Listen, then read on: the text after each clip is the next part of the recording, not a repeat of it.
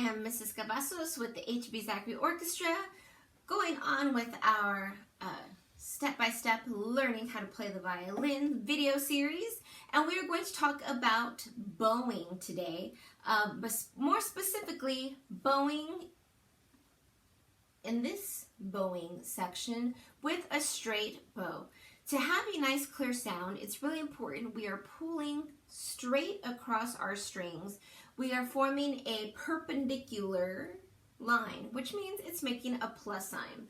So here, if we were to really zoom into our strings and turn it into a cartoon dry erase board thing, we would see the top is the fingerboard, here is the bridge, and these are our 4 strings, whether you are playing violin, viola, cello, or bass.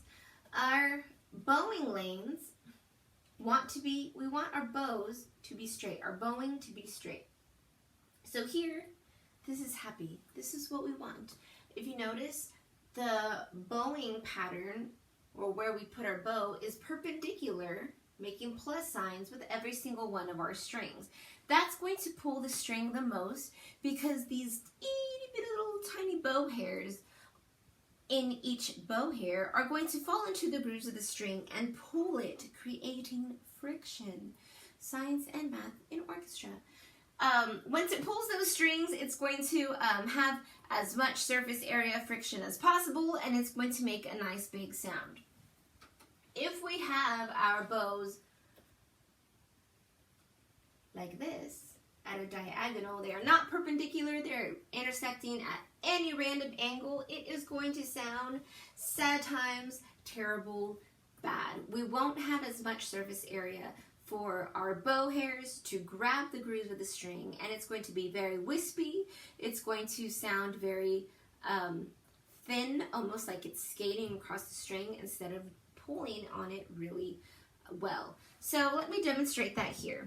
We want our bowing lane, not any kind of random angle intersecting, but we want it to be perpendicular with our strings making plus signs. This, not like this. So when you have that on your instrument, you're going to look to make sure that your strings and your bow are perpendicular. Not this kind of pattern, not this kind of pattern. You're drawing the bow straight across. To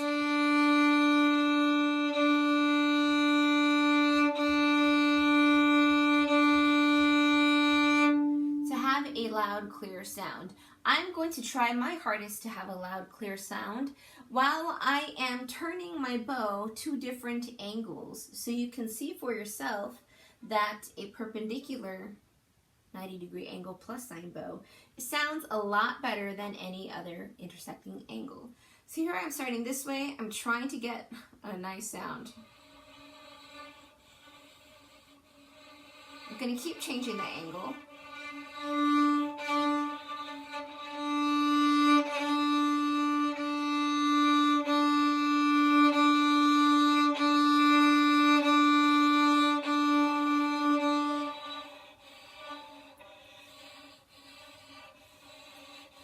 Coming back to the middle.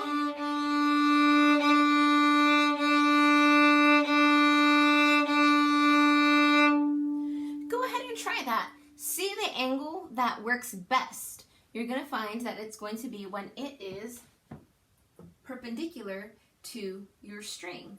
That's also going to give you the best way to have your whole entire bow. So perpendicular here, pick it up, go perpendicular at the tip.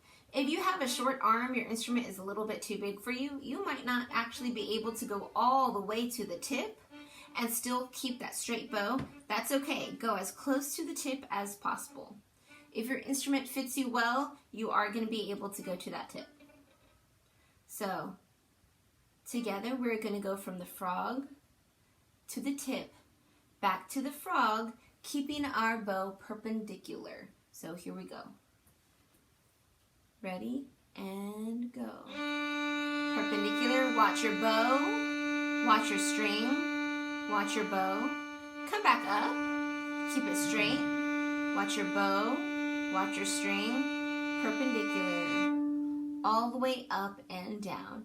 Go ahead and do that exercise if you're trying to figure out why your bow is sounding weird or it's skating all over the place instead of staying still.